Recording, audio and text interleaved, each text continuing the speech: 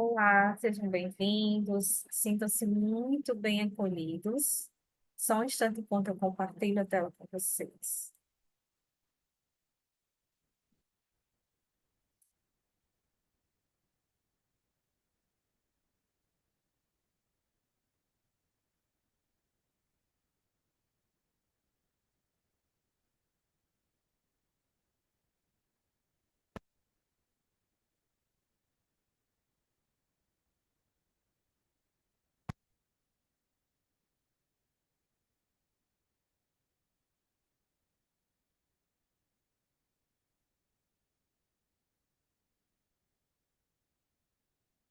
Então, conforme a proposta de hoje, certo?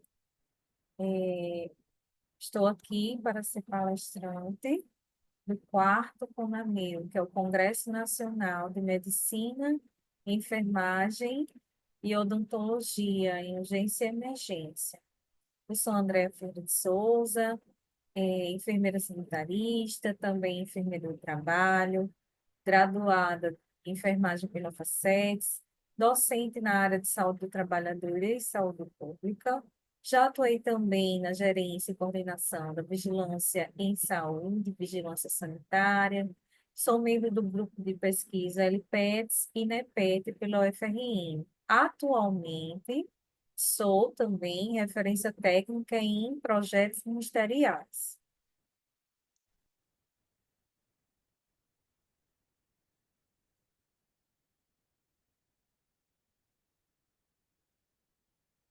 Hoje,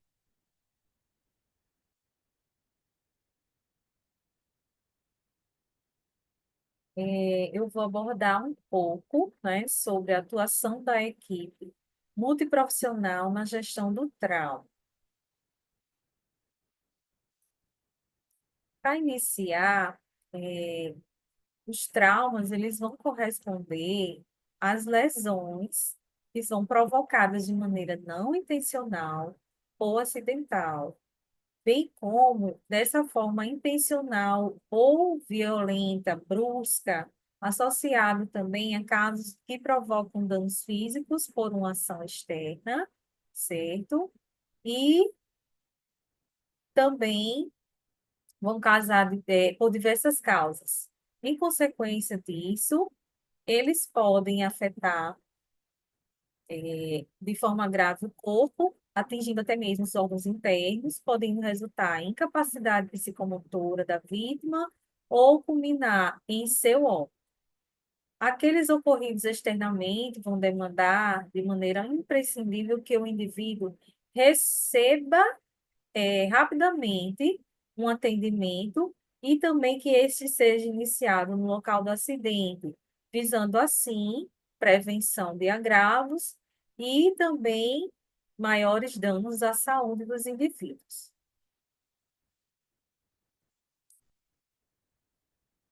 Eu trouxe para uma discussão em um caso clínico, né, de um paciente do paciente FVG-GV, 48 anos, que é educador físico, dirigia esse veículo em uma rodovia movimentada quando foi atingido lateralmente por outro carro em alta velocidade, e esse impacto ele causou capotamento, resultando em muitas lesões. Assim, ele foi atendido nesse local por uma equipe de paramédicos que o encontraram consciente, porém desorientado. A queixa principal foi relatada como dor intensa no tórax e também dificuldade para respirar. Esse paciente foi imobilizado, transportado pelo serviço de emergência e levado a um hospital de referência. Durante esse acolhimento no ambiente hospitalar, foram observados que tinha um sangramento médio diante da lesão moderada, realizada por um objeto perforante no membro inferior direito. Também foram realizados o exame físico avaliando via aérea permeável, com as queixas de dor torácica intensa, intenção respirar, a respiração taquipneica, 28 de RPM, dificuldade para expandir o lado esquerdo do tórax, sinais de hipoxemia na saturação de oxigênio, cerca de 88% em ar ambiente, a circulação correspondente à pressão arterial 90 por 60 mmHg, a frequência cardíaca de 120 bpm, extremidades frias, pele pálida, consciência, paciente estava alerta, desorientado em relação ao tempo e lugar, a exposição correspondia a ferimentos e abrasões em membros superiores e inferiores, com hematoma extenso no hemitórax esquerdo. A suspeita de fratura na costela, certo? Também foi realizada a ferição de sinais vitais, os exames laboratoriais de imagem e o HGT. Não possuía comorbidades conhecidas e não fazia uso de medicação contínua. Não relatou-se também alergias. Então, para esse desfecho, a gente vê assim que havia um leve diagnóstico presumido, como trauma torácico, como suspeita de pneumotórax e possível hemorragia interna. A gente tem a observar também a hipovolemia por sangramento interno associado a lesões torácicas e que esse caso em questão ele vai evidenciar a complexidade do atendimento a vítimas de trauma, exigindo uma atuação rápida e bem mais coordenada da equipe multiprofissional, para assim minimizar os danos e garantir a sobrevida desse paciente. Lembrando que o trauma torácico ele vai estar associado a pneumotórax e hemorragia interna, que são emergências críticas e precisam de intervenções imediatas para a estabilização e prevenção de complicações. A abordagem precisa, sim, ser humanizada, aliada à técnica e é essencial para garantir uma recuperação completa e o bem-estar desse paciente. Lembrando que, como intervenções, o plano de cuidados poderia ser a oxigenoterapia, monitoramento, drenagem torácica, acesso venoso periférico com solução cristalóide, exames laboratoriais de imagem, estabilização do paciente para encaminhamento ao centro cirúrgico, acompanhamento dessa evolução continuamente, a manutenção desses sinais vitais, a transferência para a UTI após procedimento, e conforme melhora desse quadro, né? Adotar a fisioterapia, introduzir fisioterapia respiratória, torácica, o apoio da equipe de psicologia, o plano alimentar elaborado pela equipe de nutrição e também a continuidade, né, da avaliação dos demais profissionais da equipe multi, certo? E o acompanhamento também do caso geral. Como definição, nós temos que essa palavra trauma é o termo usado para definir lesões causadas por um evento traumático externo ao corpo e também vai acontecer de forma inesperada, que pode causar feridas graves e afetar órgãos internos. Por isso, é necessário ser avaliado e tratado por um especialista. Lembrando que, apesar das precauções para se evitar acidentes, podem surgir em decorrência de vários acontecimentos, como quedas, afogamentos, queimaduras, violência, acidente doméstico, envenenamento, acidente de trânsito, de trabalho, que vão ser os principais responsáveis por lesões graves, sequelas e até mesmo quadro de morte. No corpo humano, vai provocar a aplicação da força com a troca de energia cinética, que vai gerar as deformidades e lesões externas e internas. Essas lesões elas podem ser visíveis ou invisíveis. E os hematomas, as equimoses, os ferimentos na pele e as fraturas, na maioria das vezes, são visíveis, tá?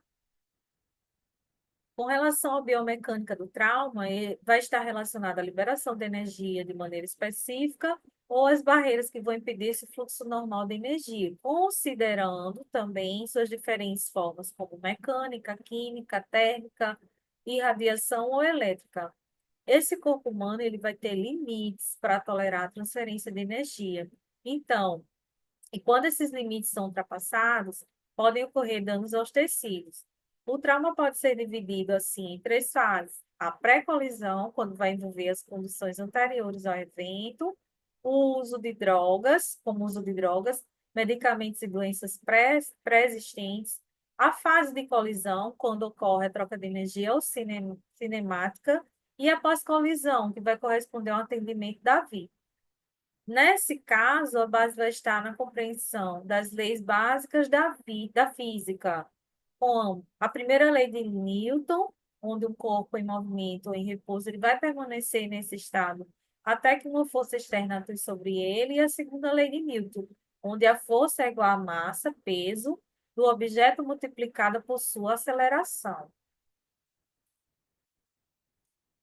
Eu trouxe esse exemplo com essas imagens, né, que a gente tem aí um bastão atingindo realmente, nesse segundo caso aqui. No primeiro caso, atingindo um objeto de metal, certo? E nós observamos que houve dano aqui, certo? Consideravelmente, esse objeto, ele foi realmente utilizado para machucar a vítima nesse segundo caso. E essa vítima apresentou algumas lesões, né, fraturas nas costelas e também, consequentemente, nos ombros, tá?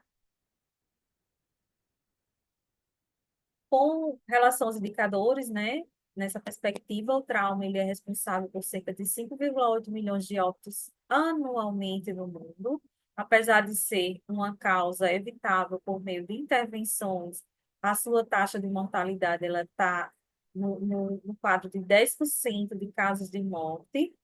Além disso, vale ressaltar que este também vai ser responsável por provocar as incapacidades nesses indivíduos acometidos, segundo o Ministério da Saúde de 2021. A exemplo disso, né, nós temos as principais ocorrências tratadas nos hospitais, que são definidas conforme detalhadas a seguir. O trauma contuso, quando não há perfuração da pele, como é o caso de pancadas, quedas, agressões sem armas e incidentes de trânsito. O trauma penetrante, que nesse caso ele vai ocorrer em decorrência de rompimento ou laceração da pele, como em situações de perfuração por arma de fogo, armas brancas como facas e estiletes ou outros objetos e fraturas expostas, e o trauma misto, que ele vai ser contuso ou penetrante, que vai ser uma situação combinada dos dois tipos de ferimentos, mais comum em acidentes de trânsito e atropelamentos, por exemplo. Nos casos de acidentes automobilísticos, nós temos que entender que o componente básico da produção da lesão é a absorção da energia cinética do movimento, e essas colisões entre os veículos vão ocorrer três eventos distintos. Primeiro impacto, a colisão da máquina contra um obstáculo.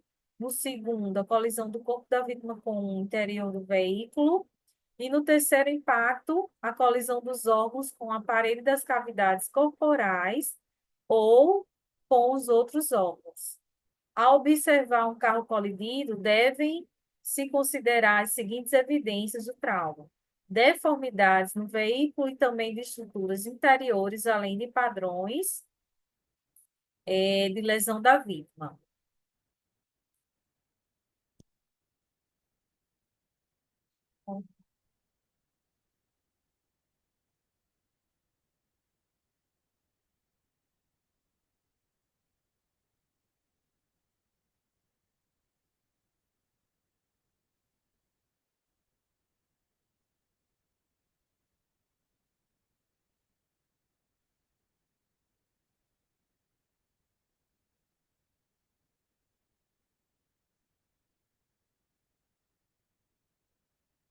Os tipos de colisões, né, que nós temos. O primeiro, colisão lateral, então vai ocorrer em cruzamentos ou derrapagens. Esse impacto pode ser na lateral do veículo, provocando lesões nos braços, ombro, úmero, clavícula e ou até costelas, baço, fígado, entre outros. Então, a gente tem um caso aqui, né, desse carro colidindo lateralmente.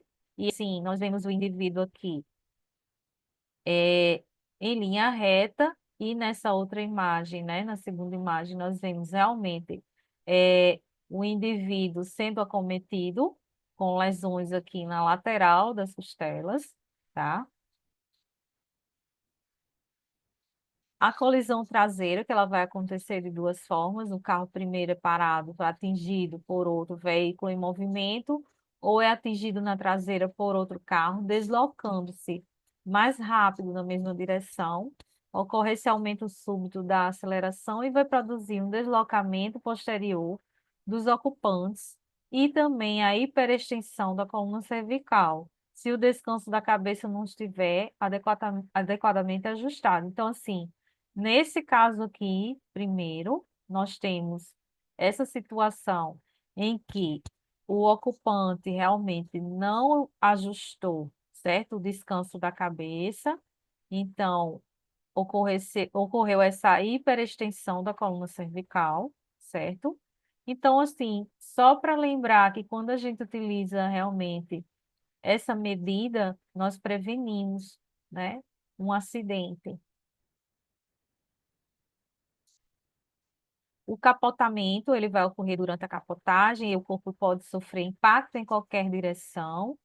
É, o potencial dessas lesões, ele vai ser grave, elas são um misto de todas as possíveis lesões anteriores. Então, a gente tem aqui na imagem 1, inicialmente falando, esse carro, né, tendendo a cair lateralmente e fazendo esses giros. Lembrando que, e capotamento sucessivamente, lembrando que esse indivíduo ou os indivíduos, eles podem estar sem o cinto de segurança, muitas vezes eles podem ser lançados para fora do veículo, também podem, se tiverem sem o cinto, o próprio objeto que tiver dentro do veículo acometer o indivíduo, né, machucá-lo, certo?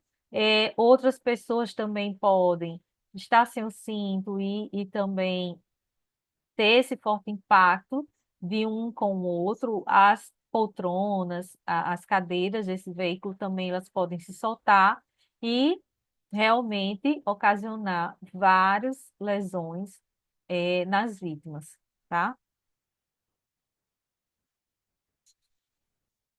Atropelamento, a gente tem que essas lesões, elas tendem a ser graves, pois o pedestre não tem a mesma proteção que o ocupante de um veículo em que a carroceria absorve parte da energia cinética da colisão e o tamanho da vítima também é um agravante. Então, a gente tem, nesse caso, um aqui, é uma criança, que ela tanto pode ser jogada para fora, para cima do veículo, quanto realmente a questão do atropelamento, diante de ser colocada um pouco à frente, aqui nesse terceiro caso aqui, o veículo passar por cima ou outros veículos que vierem também, depende da velocidade, tá? Como eu falei em relação ao vidro, pode ser lançado para cima do vidro, tá? Ou até de uma distância bem maior, certo? Então, as lesões por explosão, que a gente tem também, nesse caso, a energia contida no explosivo ela vai ser convertida em luz, calor e pressão, e essa gravidade das lesões vão depender da força da explosão e também da distância da vítima. Essa explosão vai provocar ferimento ocular através da irradiação de forte luz, ferimentos por fragmentos, e também e deslocamentos de ar que vão lançar as vítimas para longe. Então, a gente tem aqui, a, na imagem 1, essa vítima está parada, vamos entender que houve realmente essa explosão, é, com vários pedaços, né, de material são jogados para cima da vítima, nesse caso 2, e no caso 3, a vítima já foi realmente jogada para fora, né? E assim, é uma velocidade brusca, dependendo do local, do ambiente que acontecesse essa explosão, realmente a gente sabe que podem ter objetos perfuro-cortantes, e assim, uma sucessiva, é, é, como posso dizer, sucessiva gravidade, tá? Feridas por arma de fogo, a gente sabe que o trauma penetrante ele vai ser ocasionado por arma de fogo e ele possui dois componentes, no orifício de entrada e de saída. Geralmente vai ser maior, com bordas irregulares, e o projeto vai empurrar os tecidos para fora, formando-se uma cavidade temporária e outra permanente. O grau da lesão vai ser produzido por uma arma de fogo e é proporcional troca de energia cinética entre o projétil e os tecidos da vítima. Nesse caso aqui, eu só trouxe esse exemplo aqui, certo? É, da cavidade, né, de entrada do orifício. Acidentes em edificações, que é onde ocorrem as quedas de nível, mau uso de equipamentos, como escadas rolantes, elevadores, certo? Queda da própria altura, além de acidentes de trabalho, que vão desde quedas de materiais e ferramentas até acidentes com máquinas de corte, prensas, moedores, choque elétrico, também pelo não uso de equipamentos de segurança. Nesse caso aqui, eu trouxe exemplo da mão do profissional, do trabalhador, que ela está sendo puxada, né, pela máquina. Numa abordagem geral, a gente entende que o acontecimento de um evento traumático ele requer um atendimento imediato para minimizar esses danos, e é essencial esse cuidado, precisa ser urgente para o controle de eventual hemorragia, avaliação do estado geral do organismo. O objetivo vai ser promover a intervenção, manter a vida desse paciente, evitar sequelas, é, realização desse atendimento pré-hospitalar, né, pelo serviço de atendimento, com uma equipe realmente habilitada. Esse paciente deve ser levado para um hospital e receber o atendimento, tratamento definitivo. É, caso necessite de cirurgia ou internação em unidade de terapia intensiva, realizar a abordagem inicial ou a definitiva precisa ser realizada por uma equipe multiprofissional, considerando a identificação de como e quando ocorreu esse trauma, avaliar as vias aéreas, em relação que elas estejam livres para a oxigenação adequada, proporcionar realmente uma respiração eficiente, corrigir e tratar a oxigenação, corrigir, tratar e assegurar a oxigenação, observar essa perda sanguínea, tratar e controlar também, garantir uma circulação adequada, observar o estado neurológico desse traumatizado, analisar as alterações tratadas imediatamente, fazer também realização dos exames de imagem para auxiliar no diagnóstico das lesões, estabelecer um plano de cuidados específico, né? E assim, os procedimentos cirúrgicos, caso seja necessário. Para isso, nós temos o exame primário, que vai ser o processo ordenado para identificar inicialmente, corrigir de imediato os problemas que vão ameaçar a vida em curto prazo. Mais de 90% dos doentes traumatizados possuem ferimentos que envolvem apenas um sistema. Para esses, há um tempo de fazer tanto o exame primário quanto o secundário completos. E assim, para os doentes traumatizados graves, o socorrista ou profissional não pode fazer mais do que o exame primário. Já no exame secundário, a gente entende que é a avaliação da cabeça aos pés do paciente e esse profissional, ele precisa completar o exame primário, identificando e tratando as lesões que ameaçam a vida antes de começar o exame secundário. O objetivo vai ser identificar lesões ou problemas que não foram identificados durante o exame primário. Vai ser dividido em 3 etapas. Caso não seja essa quantidade de profissionais, que são 3, pode ocorrer o acúmulo de função, então é imprescindível realizar a entrevista, né, que é a avaliação, onde o profissional, né, conversa com o paciente buscando obter informações dele, ou então dos familiares ou testemunhas sobre o tipo de lesão ou enfermidade existentes, também outros dados relevantes como comorbidades, alergias. Esses sinais vitais, realmente, essa manutenção na etapa de avaliação, onde o profissional vai realizar a aferição da respiração, pulso, pressão arterial, temperatura relativa da pele do paciente, o exame físico que vai ser detalhado, realizado, né, pela equipe e em todo o segmento corporal.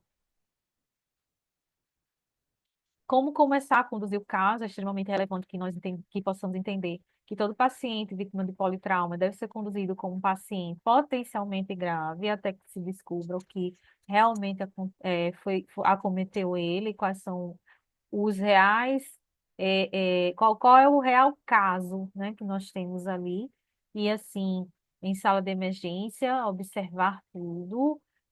No atendimento hospitalar, é muito importante que seja garantido que esse paciente esteja numa prancha rígida, com colar cervical, até que possamos afastar as lesões da coluna. Também observar, né? é, que precisamos garantir o comprometimento de toda a equipe, não só de enfermagem, da fisioterapia, em caso de necessidade de suporte de IO2, seja invasivo com a ventilação mecânica ou não. Também precisamos entender, né, que todo o material necessário para a melhor assistência do paciente tem que estar ali preparado, tá? E aí seguimos a avaliação do ABCDE, que o A é a via aérea com proteção da coluna cervical, B, ventilação e respiração, a C, circulação com controle da hemorragia, D, disfunção, avaliação em estado neurológico, e E, exposição, controle do ambiente, e é observado a necessidade de despir o paciente para prevenir a hipotermia.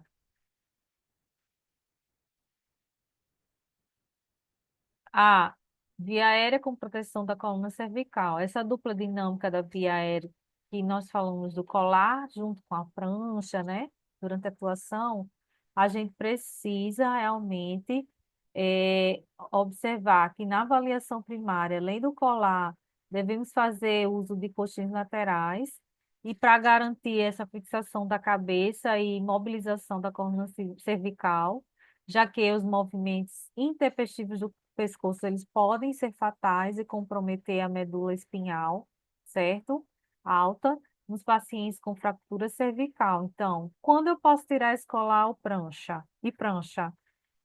Lembrando que esse colar cervical pode ser retirado logo no tópico A, né? Se formos entubar o paciente, nesse caso, realizar a estabilização manual do pescoço e precisa ser feito por um membro da equipe enquanto o outro vai realizar a intubação endotraqueal. Em seguida, esse colar ele deve ser recolocado. De forma geral, esses dispositivos podem ser retirados no tópico E assim a gente vai passar pelo ABCD antes, tá? Se tivermos um paciente com Glasgow 15, sem dor cervical, sem dor à mobilização passiva e ativa, com exame físico confiável, aí nesse caso podemos tirar o colar cervical. Quanto à questão da via aérea, é, nós sempre vamos começar o nosso atendimento pela avaliação da patência, que é a passagem livre e desobstruída do fluxo de ar dos pulmões até a boca e nariz, e nas vias aéreas, no caso. Se o paciente estiver consciente, pensaremos da seguinte maneira: essa via aérea está pérvia? Se o paciente conseguir se comunicar verbalmente, provavelmente essas vias aéreas estão pérvias. No trauma, nós conseguimos obter informações importantes, né, com uma rápida troca de palavras, sendo que esse cenário nós iremos ofertar O2 100% a 10 litros, certo, por minuto, com a máscara facial. E repetidamente faremos avaliação da pervividade quanto à passagem do ar.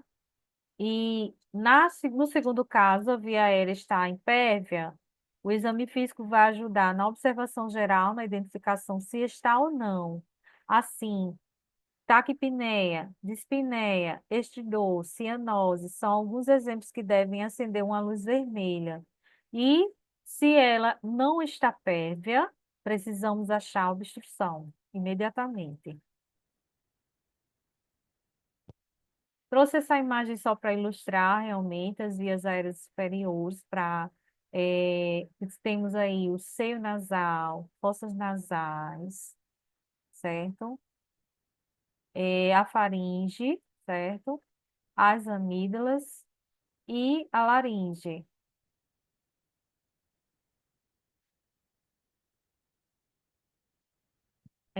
Continuando, nessa investigação, nós devemos procurar o quê? Os corpos estranhos, não só na uroscopia, mas com o laringoscópio, sangue e outras secreções, fraturas faciais na mandíbula, traqueia e laringe.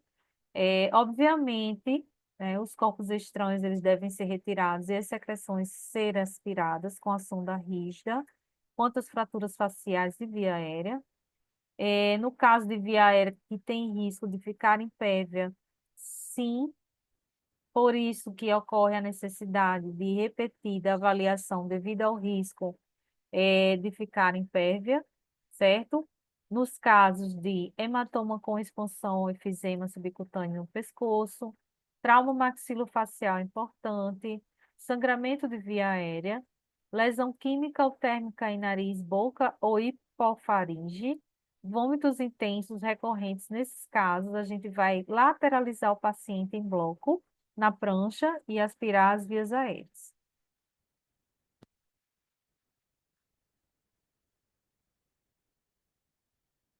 Quanto às obstruções das vias aéreas, nós entendemos que superiores, nós entendemos que pode ser causadas pela língua, onde a queda, né, o relaxamento pode bloquear a faringe, pela epiglote, as inspirações sucessivas e forçadas, elas podem provocar uma pressão negativa que vai forçar a epiglote para baixo, fechando as vias aéreas.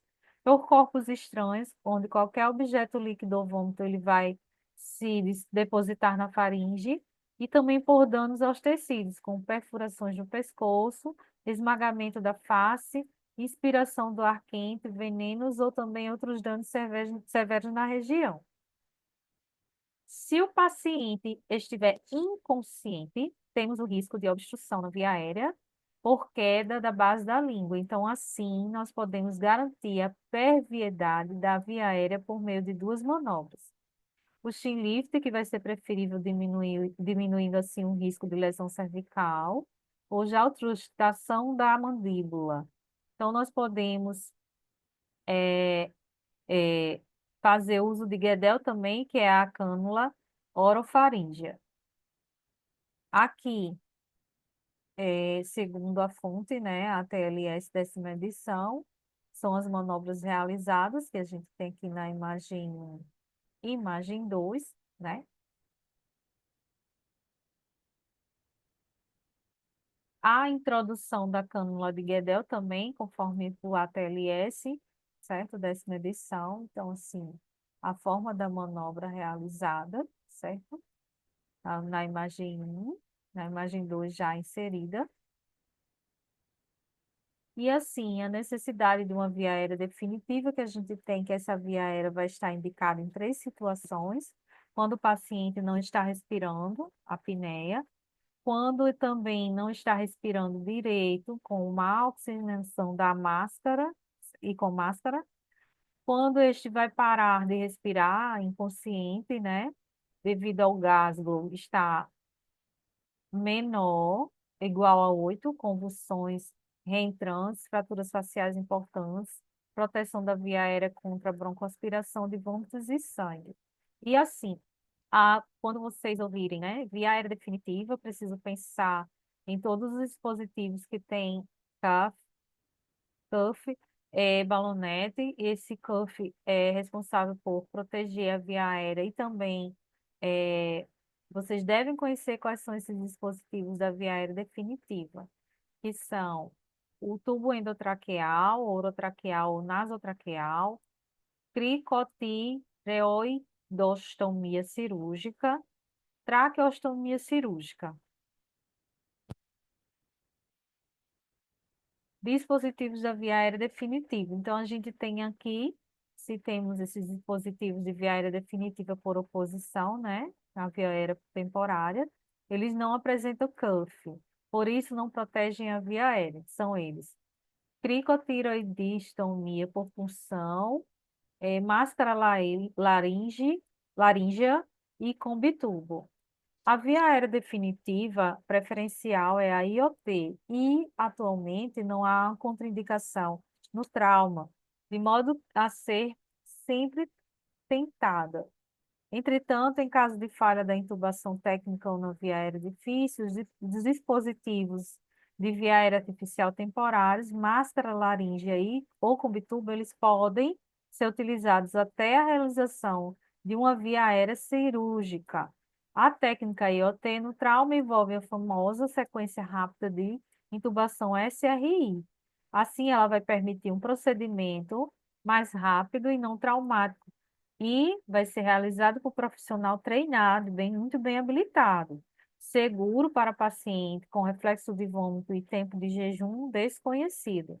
A sequência de intubação vai ser hipnótico, mas bloqueador neuromuscular, BNM.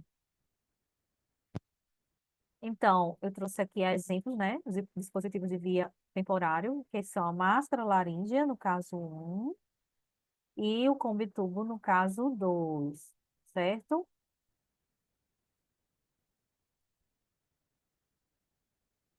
Entramos agora no B, o tópico da ventilação e respiração. Então, todo paciente que é vítima de um trauma precisa receber oxigenação suplementar. Se este não tiver entubado, a oferta se dará por meio da máscara facial, com O2 a 100%, fluxo de 10 litros por minuto. Obviamente, a gente vai monitorizar esse paciente, a saturação de hemoglobina com oxímetro de pulso. Nessa etapa, também vai ser instalada monitorização eletrocardiográfica contínua, e também, assim, a gente precisa lembrar da monitorização, mas oxigênio, ver, obter acesso e exames, tá? Não podemos confundir o A com B, pois a via aérea pérvia não nos garante ventilação adequada. E assim não temos certeza de adequada troca gasosa e eliminação do CO2. A ventilação adequada, né, e eficaz, ela vai depender da função adequada dos pulmões, assim, da parede torácica e diafragma. Dessa forma, devemos realizar o exame físico no pescoço, no tórax, de forma rápida e sistemática, procurando identificar 4 lesões gravíssimas, que são pneumotórax hipertensivo, pneumotórax aberto, hemotórax maciço, lesões brônquicas. São gravíssimos esses casos, porque não são diagnosticados e tratados precocemente, se não forem, poderão levar o paciente a óbito, tá? Então, aqui nós temos exemplos desses casos, né? Alguns. O pneumotórax aqui no exemplo A, certo? À direita. O pneumotórax aberto, né? No exemplo B. E hemopneumotórax, A em preto e sangue em branco. Então, assim, no caso C.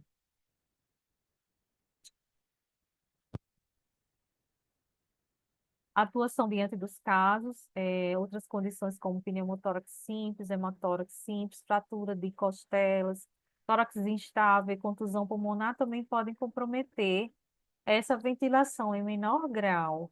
E assim, geralmente são identificados durante exame secundário.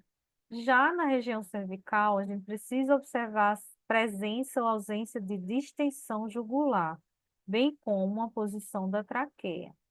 Mas e o paciente com colar, como eu vou ver o pescoço dele, né? Um questionamento nosso. Então, o raciocínio, né, vai ser o mesmo quando a gente intuba. No tópico A, a gente retira o colar cervical para avaliação e um dos profissionais envolvidos no atendimento, ele vai estabilizar a coluna cervical do paciente. Obviamente, a gente não retira o colar, entuba, coloca o colar aí no ponto B, no tópico B, vai tirar esse colar de novo para avaliar o pescoço. O atendimento vai ser dinâmico e se a IoT for necessária, a gente já pode dar aquela esticada no olho para observar a região cervical, tá? Tópico C, circulação, controle da hemorragia. Nesse caso, né, vai ser uma das letras mais importantes, já que a hemorragia ela é a principal causa de morte evitável no trauma, então nós devemos assumir que a hipotensão no trauma vai ser causada por perda de sangue, até que se prove o contrário. E assim, em caso de pneumotórax hipertensivo, né, que é o timpanismo, a percussão, ausência de murmúrio vesicular, no hemitórax acometido, turgências jugular e hipotensão. Por mais que as causas de instabilidade sejam diversas, a gente precisa começar pelos parâmetros hemodinâmicos imediatamente, que são pressão arterial, frequência cardíaca, tempo de enchimento capilar, diurese, sangramentos evidentes e também o exame físico. No exame físico vão ser percebidas as quantidades de informações que podemos obter, como nível de consciência, se não tem sangue chegando na cabeça, né? Vai ser esperado que o paciente ele tenha um rebaixamento do nível de consciência. A perfusão da pele, esse paciente hipovolêmico, ele pode ter a pele facial acinzentada e extremidades pálidas. Se vocês já ouviram falar também sobre a questão, assim, no caso, minha pressão está baixando, vocês vão lembrar dessa sensação das extremidades que vão estar mais geladas, mais frias, e é necessário observar isso nos pacientes, colegas, nas vítimas, enfim. Os pulsos arteriais, se estiverem diante de um pulso rápido e fino, é um quadro de hipovolemia, né? Então, e se eu estiver vendo um sangramento importante? Aí o que que vai ser feito? Realizar compressão externa da lesão. Para os casos mais graves, com exsanguinação maciça, que é a condição crítica em que o paciente enfrenta risco iminente de óbito devido à perda sanguínea de extremidades, o torniquete poderá ser utilizado nesse caso, uma vez que as complicações da isquemia elas vão ser menos graves do que a morte do paciente. Sítios prioritários das hemorragias, a gente entende, né, que existem algumas áreas e podem se alojar, né, como o retroperitônio, abdômen, pelve, tórax e ossos longos. Então, esse exame físico ele vai ser essencial para nortear as hipóteses diagnósticas e sempre que possível a gente precisa fazer o uso adequado desses exames complementares, como FAST, radiografias e tomografias computadorizadas. Identificar essa fonte de sangramento, controlar, estabilizar seja por estabilização externa da pelve, aquele famoso lençol, e também de ossos longos, ou até mesmo com auxílio de métodos mais invasivos, quando necessário, como cirurgia, angioembolização, que é o método indicado para o controle da hemorragia pélvica de origem arterial em doentes invasivos. O acesso venoso, né, que a gente precisa ter dois acessos bem calibrosos ao mesmo tempo, quando pegamos a veia, já podemos obter uma amostra de sangue para exames, que são hemoglobina, hematócrito, lactato, tromboelastrograma, toxológico, teste de gravidez, entre outros, além também da tipagem sanguínea e prova cruzada. Vai que o paciente precisa receber sangue, então a gente vai estar realmente com esse parâmetro em mãos. Quando eu não consigo esse acesso venoso, na impossibilidade de um acesso periférico, nossa próxima opção vai ser o intraósseo, depois de um acesso venoso central ou dissecção venosa. Já que existe o acesso, certo? É, devemos começar a reposição volêmica o quanto antes. Então, vamos passar a cristalóide, NaCl, 0,9% ou Riger lactato, aquecido, 37 a 40 graus. Evitar hipotermia nesse caso. 4 com bolos de 1 litro em adultos ou 20 ml por quilo em crianças, de acordo com a resposta e hemodinâmica do paciente à reposição volêmica, nós vamos ter 3 cenários possíveis. Aí nós temos esse quadrinho aqui para entendermos, né? A gente tem quando os sinais vitais, eles são os sinais vitais, PA, frequência cardíaca, frequência respiratória e diurese. Quando eles são normais e a perda sanguínea ela é menor que 20%, tá? O cristalóide não é indicado. Como hemodderivado, a gente tem a reserva de concentrado de hemácia, que é CH tipado. Nos casos dos sinais vitais, inicialmente normal e piora após a redução do volume infundido, a situação ocorre no sangramento persistente ou na reanimação volêmica inadequada. Então, com perda sanguínea também menor que 40%, tá?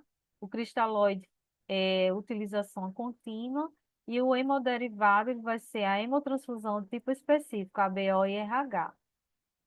Com os sinais vitais inalterados, devemos desconfiar de outros tipos de choque. Então, com a perda sanguínea já aqui maior que 40%, o cristalóide ele deve ser contínuo e agressivo e o hemoderivado, hemotransfusão de urgência.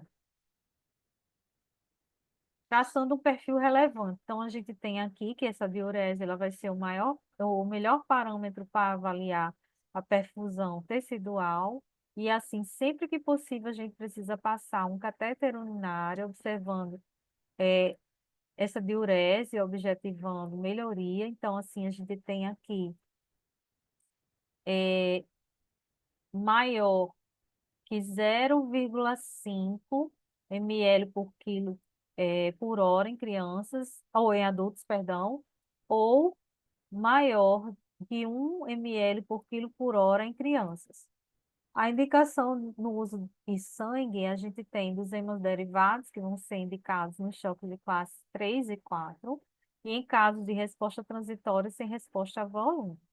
Na transfusão equilibrada de hemoderivados, a gente tem que vai ocorrer de sempre de 1 para 1 para 1. Essa hemotransfusão equilibrada vai ser da transferência do sangue, um dos seus componentes de uma pessoa saudável, que é para o doador, ou uma pessoa doente e o receptor.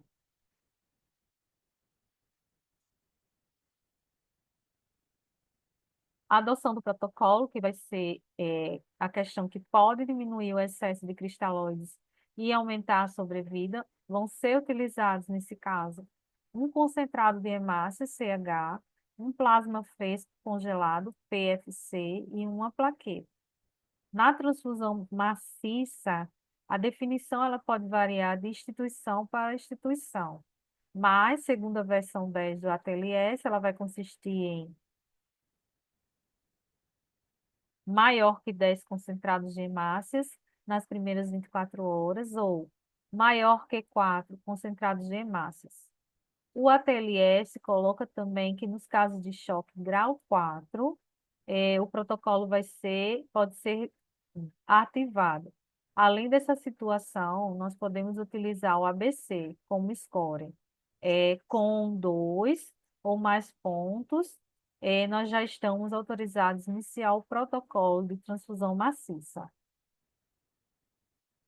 Caminhos a percorrer, a gente tem aqui a questão do ácido tranexâmico, que é interessante conhecermos melhor. É um agente antifibrinolítico usado para o controle ou prevenção dos sangramentos decorrentes de cirurgias, traumatismo ou tratamento de angioderma hereditário, doenças que não atuam na cascata de coagulação, mas sim no produto final, o coágulo. Então, o seu mecanismo de ação, ele vai ser de forma simples, evitando assim a lise do coágulo, ou seja, ele não vai alterar a INR ou TTPA, além também de entender que esse funcionamento dessa droga ele precisa ser realmente amplamente conhecido e também precisamos entender sobre essas doses e os momentos em que ela de fato é indicada. Então, a primeira dose, bolos de 1 grama em 10 minutos, o ideal nos primeiros 10 minutos após o trauma, na fase pré-hospitalar, até 3 horas do trauma, não havendo benefício de seu uso após este período. E a segunda dose, 1 grama, EV ao longo de 8 horas. O D, a gente vai entender que é a disfunção, avaliação do estado nojo. Então, nós devemos buscar no exame de Glasgow e pupilas, essa escala, né, de coma de Glasgow, ela é utilizada para realmente ser bem simples, objetiva, determinando esse nível de consciência do paciente, de acordo com os parâmetros clínicos, são 3. Cada um deles vão apresentar pontuações distintas. Nós vamos identificar através dos olhos, boca e corpo, tá? Eu trouxe aqui o exemplo dessa escala de coma de Glasgow, que a gente vai realmente avaliar esses parâmetros de abertura ocular, resposta verbal, resposta motora, tá? Então, assim, verificar os fatores que interferem na comunicação, capacitação e resposta a outras lesões e outras lesões, observar a abertura ocular, o conteúdo do discurso e também os movimentos, tá? Estimular sonoramente o tom de voz normal, o tom de voz alto, tá? Estimulação física também, pressão no músculo trapézio, e a gente vai pontuar, né, de acordo com o que a gente encontrar, né? Lembrando que, como observações, né, a gente vai ter uma pontuação mínima de 1 e máxima de 15, certo?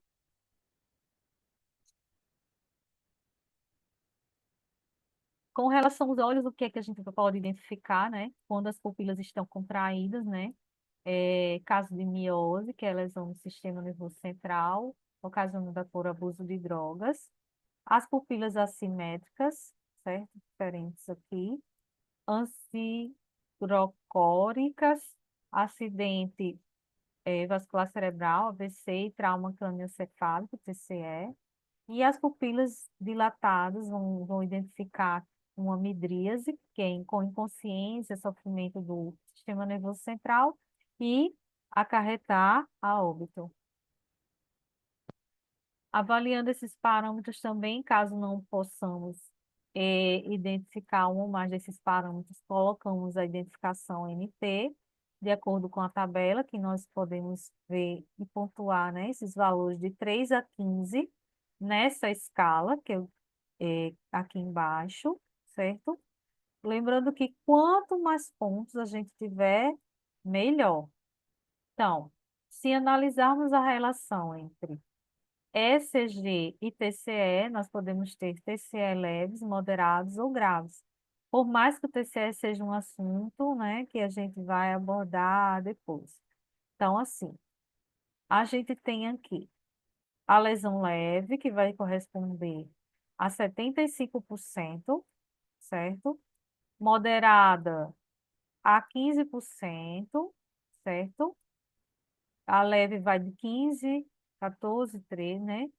A moderada de 12 a 9, certo? E a grave vai corresponder a 10%. A gente tem de 8 a 3, certo?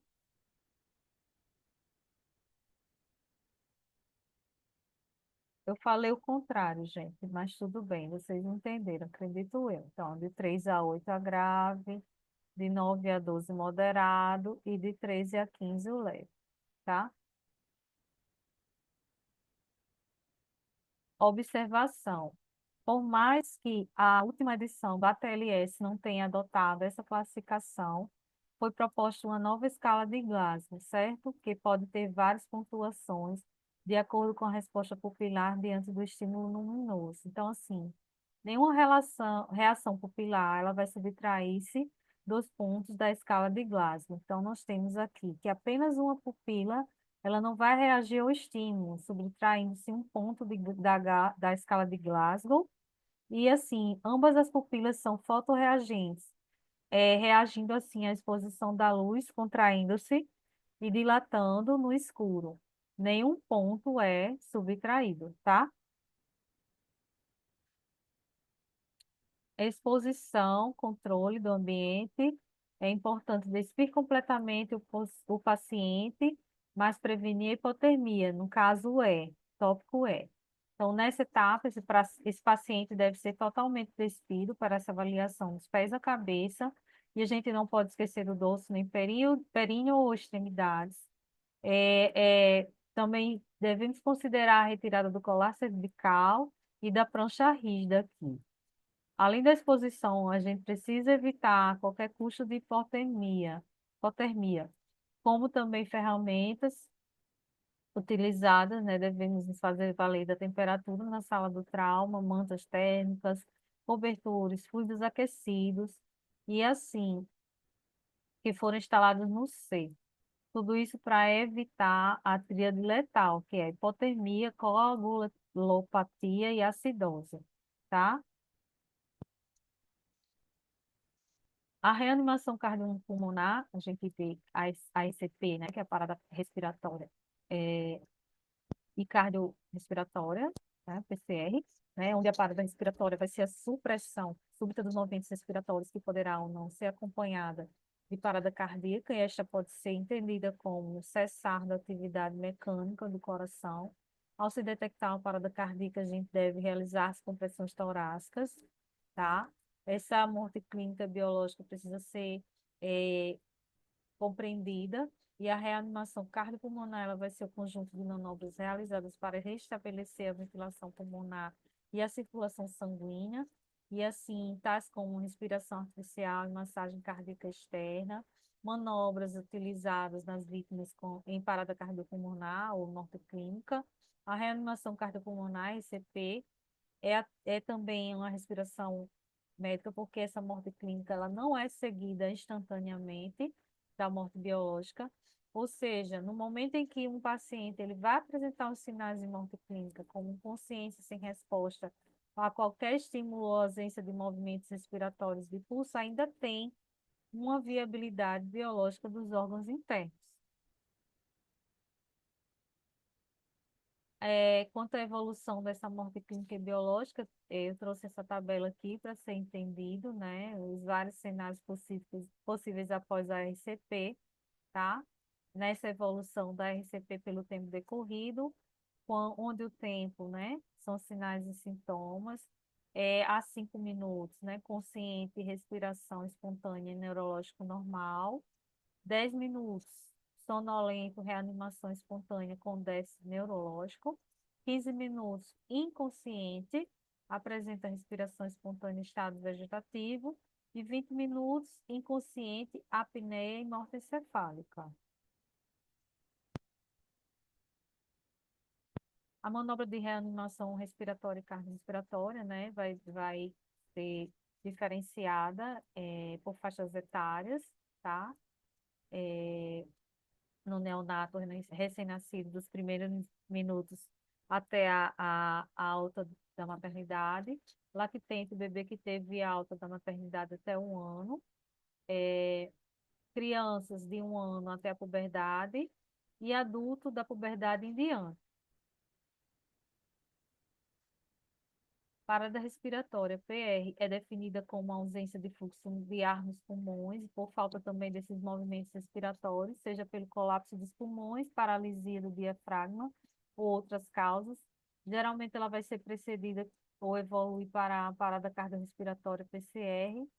É, e agora, como a gente vai identificar essa parada respiratória? No adulto, o paciente vai estar irresponsivo, perdão, apresentar pulso e não respirar. Pediátrico, o paciente está irresponsivo, apresenta frequência cardíaca maior que 60 bpm e também não vai respirar. Na avaliação, é imprescindível verificar o nível de consciência dessa vítima, tocar na vítima realizando estimulação verbal e física, avaliando a responsividade no caso do lactante, realizar estimulação sensorial. Caso essa vítima esteja inconsciente, é preciso verificar a respiração e pulso, expor o tórax do paciente e também observar essa expansão visível desse tórax e o abdômen. Ao mesmo tempo, vai ser procurado o pulso carotídeo em adultos e criança ou pulso braquial em lactantes por 5 a 10 segundos. Executar essas manobras, né? Como fazer? Inserir a cânula orofaríngea, COF, então logo a irresponsividade seja confirmada, aplicar essas manobras de liberação das vias aéreas, realizando assim a estabilidade da cabeça e coluna cervical em caso de suspeita de trauma, utilizar 2 mãos, fazendo, né, uma ventilação por segundo, com o volume necessário para ventilar o suficiente para a expansão visível do tórax a cada adulto, uma ventilação cada 5 segundos por 2 minutos, cerca de 24 ciclos. A criança ou lactente, uma ventilação a cada 3 segundos por 2 minutos, cerca de 40 ciclos. Após o ciclo, checar o pulso novamente a cada 2 minutos. Se após checar esse pulso for constatado que essa vítima apresentou evolução para PCR, proceder conforme a peculiaridade, adulto, criança ou lactente. Na parada cardiorrespiratória, PCR, né, vai ser definida com uma interrupção ou perda súbita da função mecânica cardíaca, com consequência no colapso hemodinâmico, perda da consciência dos movimentos respiratórios. E em crianças e lactentes, a causa mais comum é a hipóxia, que vai ser causada por complicações respiratórias. Nos adultos, na maioria das vezes, a PCR vai ser decorrente de patologias do coração. Vão ser destacados infarto agudo no miocárdio ou também outras cardiopatias. Nesse atendimento pré-hospitalar, a PCR vai ser identificada quando o paciente adulto está irresponsivo, não apresentar pulso e também não respirar. O principal ritmo nesse caso envolvido na PCR vai ser fora do hospital. E vamos ter a fibrilação ventricular e a taquicardia ventricular sem pulso. Crianças e lactentes, quando essa criança ou lactente está irresponsiva, não respira e também não apresenta pulso, ou apresenta pulso menor do que 60 BPM. Na reanimação cardiorrespiratória ou cardiopulmonar, a gente entende, né, que requer uma sequência de procedimentos parecida com o ABCD da avaliação inicial. Uma diferença é que o dele, da RCP, vai se referir à desfibrilação, onde o A são as vias aéreas, que precisamos manter essas vias aéreas livres para a passagem do ar. B, respiração, precisa-se ventilar esses pulmões da vítima com pressão positiva. A C, circulação, fazer essas compressões torácicas. E a D, a desfibrilação, aplicando choque para a fibrilação ventricular sem pulso. Caso essa vítima apresente uma parada cardiorrespiratória presenciada e a gente estiver portando DEA, precisa ser utilizado imediatamente, tá? Logo, a provável sequência será desfibrilação, circulação, abertura das vias aéreas e respiração, que é o DCAB. Em parada cardiorrespiratória, a gente não presenciada e sem o DEA no local, a sequência será circulação, abertura das vias aéreas e respiração, o CBA, perdão, o CAB, perdão. O DEA, chegando, ele precisa ser instalado imediatamente, tá? Verifique o nível de consciência da vítima, toque nessa vítima realizando a estimulação verbal e física, também avaliando a responsividade. Caso ela não responda, olhe para o tórax do paciente, verifique se há expansão visível desse tórax ou abdômen. Ao mesmo tempo, vai procurando logo o pulso carotídeo por 5 a 10 segundos. Caso não respire ou apresente respiração irregular, que é o caso da respiração anormal ou agônica, e não apresente nenhum pulso definido em 10 segundos ou pulso abaixo de 60 BPM para crianças e lactentes, acione apoio no suporte avançado de vida, providencie o desfibrilador DEA rapidamente. Medida importante: posicione esse paciente em decúbito dorsal sobre a superfície rígida e vá iniciando as compressões torácicas conforme a seguir. Inicie a RCP com 30 compressões torácicas utilizando 2 mãos. Oferte 2 ventilações por 1 segundo cada, com volume suficiente para a expansão visível do tórax. Repita esse ciclo de 30 compressões para 2 ventilações até o rodízio das funções entre os profissionais em 2 minutos, ao término do 5º ciclo ou quando determinado pelo DEA. Utilize o DEA tão logo ele chegue à cena. Observação: quando identificada a parada cardiorrespiratória, o profissional, o socorrista, já realiza a compressão cardíaca o segundo cuida das vias aéreas e o terceiro busca a aldeia e o auxílio da UTI avançada. Então, tem que ser um movimento rápido. Como esquema, né? Eu trouxe aqui a execução com preparação dessa equipe multiprofissional, onde o profissional 1 ela vai iniciar a compressão cardíaca, o profissional 2 a abertura das vias aéreas, pinçar o objeto em vias aéreas, caso seja visível, inserir a cânula orofaríngea, COF, preparar BVM para iniciar a ventilação, e o profissional 3 ele vai buscar o DEA e pedir ajuda do médico. A manobra de RCP é a localização e sequência das compressões. É imprescindível localizar esse ponto de compressão para realizar a manobra. Então, no adulto, as duas mãos sobre a metade inferior do externo. Na criança, as duas mãos ou uma mão opcional para crianças muito pequenas sobre a metade inferior do externo. E lactente, um dedo abaixo da linha imaginária entre os mamilos. Após localizar o ponto correto da compressão cardíaca, o socorrista profissional ele precisa realizar as compressões usando o peso do tronco nos adultos, peso do braço em crianças e peso da mão em lactente. Realizar essas compressões e insuflações quando o profissional certificasse que a vítima não respira, não tem pulso e precisa se intercalar compressões cardíacas com respirações artificiais, que são as insuflações.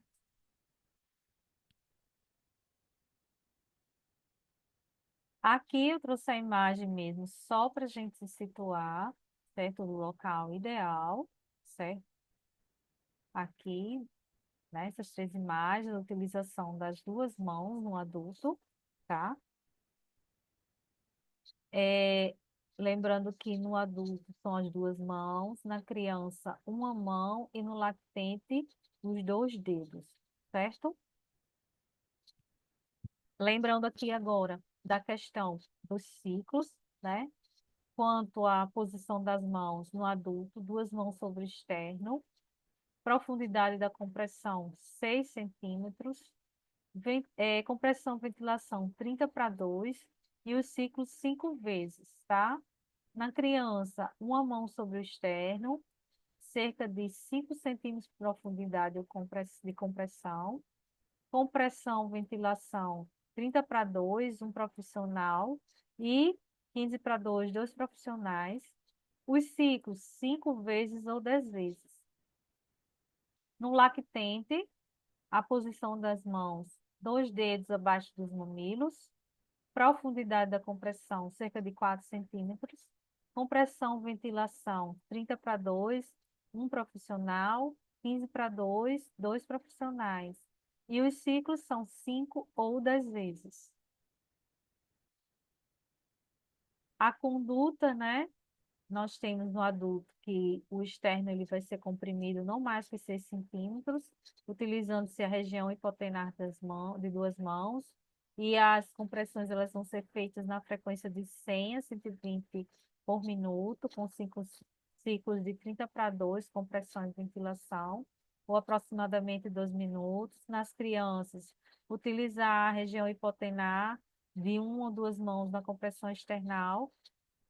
Aqui ela vai ser restrita a cerca de 5 centímetros. A relação compressão-ventilação vai ser de 30/2, com 5 ciclos ou 2 minutos.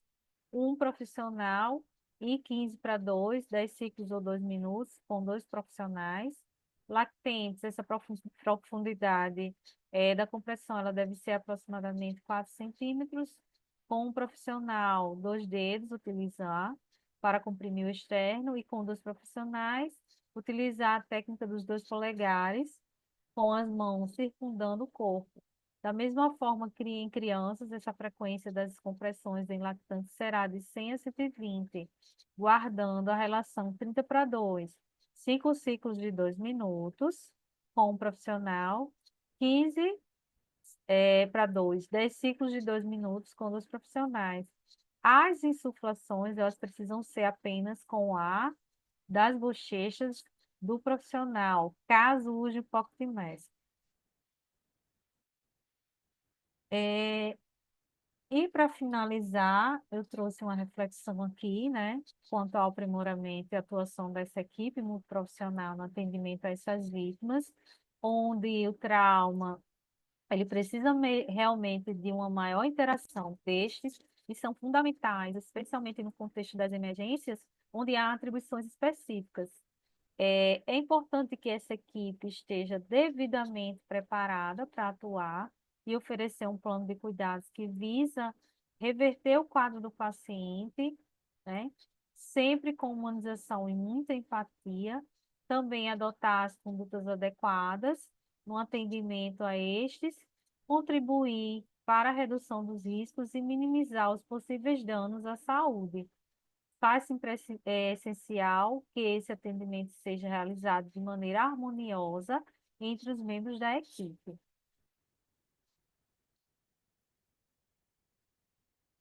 Então, eu trouxe também essa reflexão, né, de Kant, que é no problema da educação, que assenta o grande segredo do aperfeiçoamento da humanidade. E assim, muito obrigada. Quero agradecer mais uma vez o convite pela participação e a parceria, tá?